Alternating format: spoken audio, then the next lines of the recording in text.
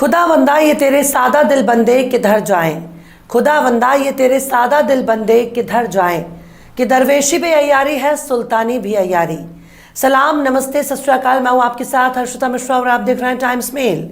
इस वक्त पूरे साउथ एशिया में टोपी, कुर्ता पजामा और लुंगी वालों ने क्या गजब का कहर ढा रखा है।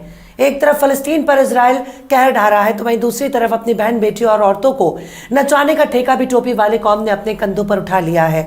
यूं समझ लीजिए कि आज अगर कलमा पढ़ने वालों से कह दिया कि तुमको 1 लाख रुपया मिलेगा, बस तुमको अपने कलमे में इनकार करना है, तो शायद ही कोई गली कूचा इलाका और मोहल्ला बाकी होगा जहां पैर रखने के लिए जगह मिल जाए। आज के हालत को देखकर ऐसा लगता है कि शायद चंद लोग ही बचे होंगे जो खुद को मुसलमान कहेंगे। लेकिन हम ऐसा क्यों कह रहे हैं? दुनिया की एक ऐसी कौम जिसने नस्लवाद का खात्मा कर दिया, जिसने तमाम इंसानों को एक बराबर माना, जिसने औरतों, बच्चों और बुजुर्गों को उनका हक दे दिया, जिस कौम ने गुलामों और लौंडियों के माथे से रखेल का ठप्पा मिटाकर उनको बीवी बना दिया, जिस कौम ने आंख खुलने से लेकर हमेशा के लिए आंख बंद होने तक कायदे कानून और सलीका सिखा दिया, जिस कौम ने खाना खाने से लेकर गुस्ल तक और बैतुल खुला में दाखिल होने तक बाकायदा दुआ, आयात और सलीका सिखाया, उस कौम की हालत हिंदुस्तान, पाकिस्तान और बांग्लादेश में इतनी बदतर क्यों है? क्या मुसलमानों ने मोहम्मद को छोड़ दिया या फिर रब कायनात ने ही इनसे मुंह फेर लिया है? जिस कौम की गरीबी और लाचारी की हालत आज़ाद भारत में बदनुमा दाग बन चुका हो, उस कौम को कमर हिलाने से ही फुर्सत नहीं मिल रही है। जो कौम एक दिन के मुशायरे के लिए लाखों रुपए पानी की तरह बहाने में यकीन रखती हो, उसे स्कूल की क्या ज़रूरत, उसे कॉलेज की क्या ज़रूरत, उस कौम को यूनिवर्सिटी की क्या ज़रूरत?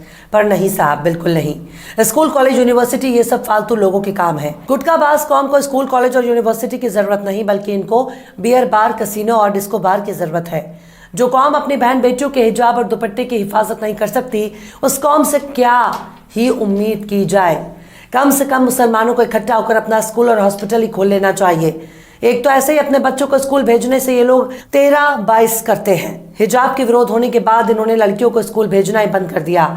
अगर इतने जज्बात भड़क रहे हैं तो चंदा इकट्ठा करके स्कूल बना लीजिए, अपने बच्चों को टीचर और प्रोफेसर बनाइए। अपने बच्चों के लिए हर इलाके में ना सही कम से कम कई गांवों का चंदा इकट्ठा करके एक हॉस्पिटल और एक स्कूल तो खोल ही सकते हैं।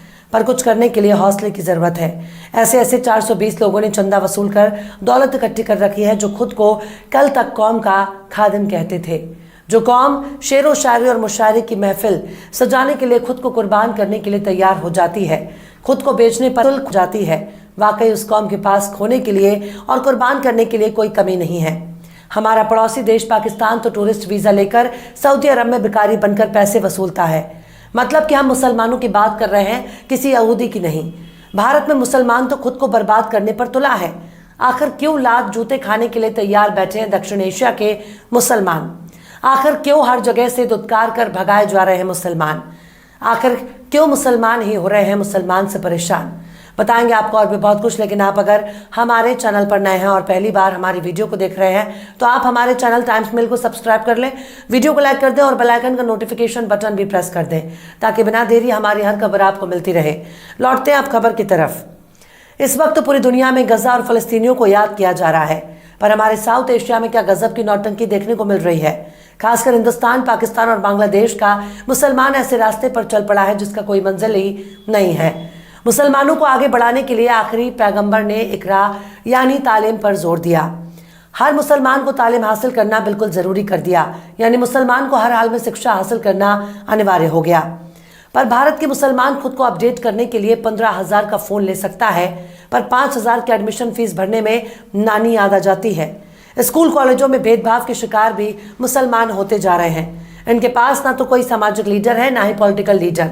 अगर कोई सियासी लीडर इनकी क़यादत के लिए तैयार भी होता है, तो ये खुद ही उसे आरएसएस का एजेंट साबित करने लगते हैं। मतलब इनके पास सब कुछ है, पर कायदे की खोपड़ी नहीं है।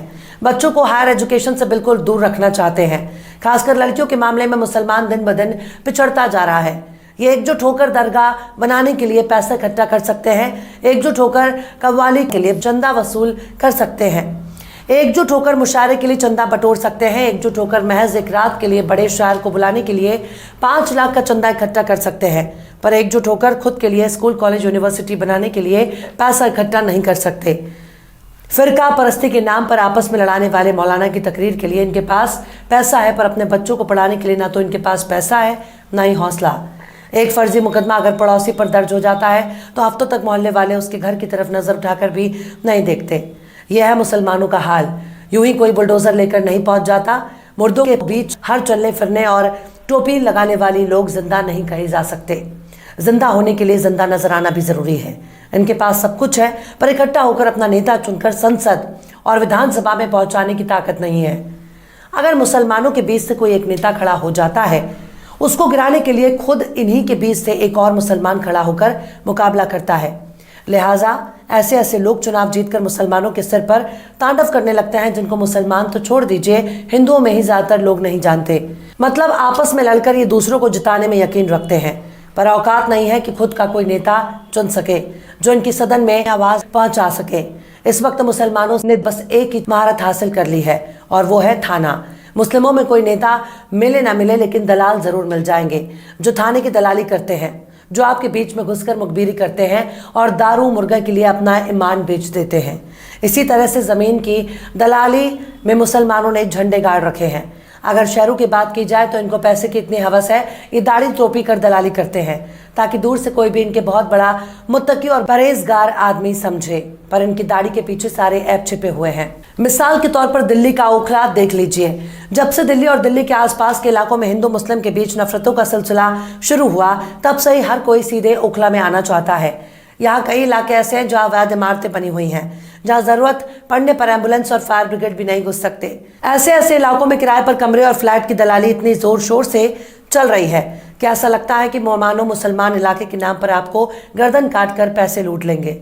मुसलमानों ने रियल एस्टेट की आड़ में दलाली का ऐसा धंधा शुरू कर दिया, जिनकी जेब में नजर आने वाला एक एक रुपया हरामखोरी की गवाही दे रहा है। हम ये नहीं कहते कि सारे के सारे मुसलमान ऐसे ही हैं, पर एक की वजह से जरूर 10 बदनाम हो रहे हैं। इसी तरह से इनके पास पीर फकीर बाबा झाड़ फूक करने वाले मौलवियों की लाइन लगी है, जो खुद को पीर कहते हैं, अपने मुरीदों को चंदा लेते हैं, बड़ी बड़ी आलिशान गाड़ियों में घूमते हैं। बेचारा मुसलमान भी गाड़ी पर लिखने लगता है पीर साहब का करम। मतलब कल तक अल्लाह का करम लिखने वाली कौम फर्जी पीरों के झांसे में आकर पीर साहब का करम मान बैठी है, पर पीर साहब खुद ही इनके चंदे पर मौज कर रहे हैं, विदेशों में घूम रहे हैं। बेचारे जुम्मन मियाँ पीर साहब के कदम चूम रहे हैं, और पीर साहब ने लाखों की प्रॉपर्टी चरण चुमवा कर बना ली।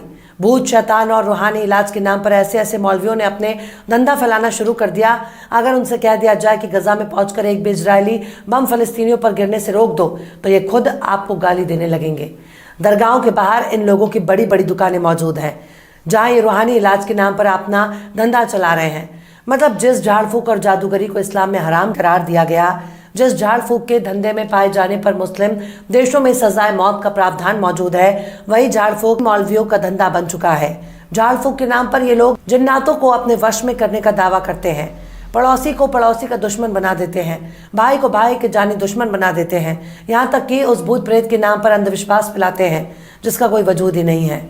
इन मौलवियों का दावा होता है कि जो लोग मर जाते हैं उनकी आत्मा इनके वश में होती है और ये उसके जरिए कुछ भी कर सकते हैं।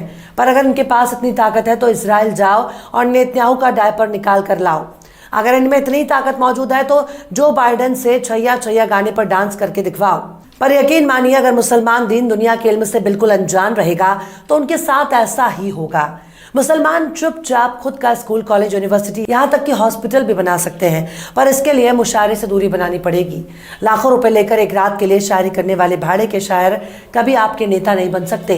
पीर मौलवियों और तकरीर करने वाले मौलानाओं के पीछे पैसे बर्बाद करने से अच्छा है कि खुद के लिए स्कूल तैयार करो, अपने बच्चों को बड़े से बड़ा कारोबारी बनाओ, वरना आपकी औकात केवल सरकारी फाइलों में कैद हो जाएगी। इसलिए दहेज के पीछे मत भागो, पहला वाला प्यार के चक्कर में मत भागो, इश्क मोहब्बत की पैतरेबाजी में मत फंसिए, अपनी मंजिल की तरफ दौड़ लगाओ, वरना तुम्हारी आने वाली नस्लें तुमको लानत भेजेंगी।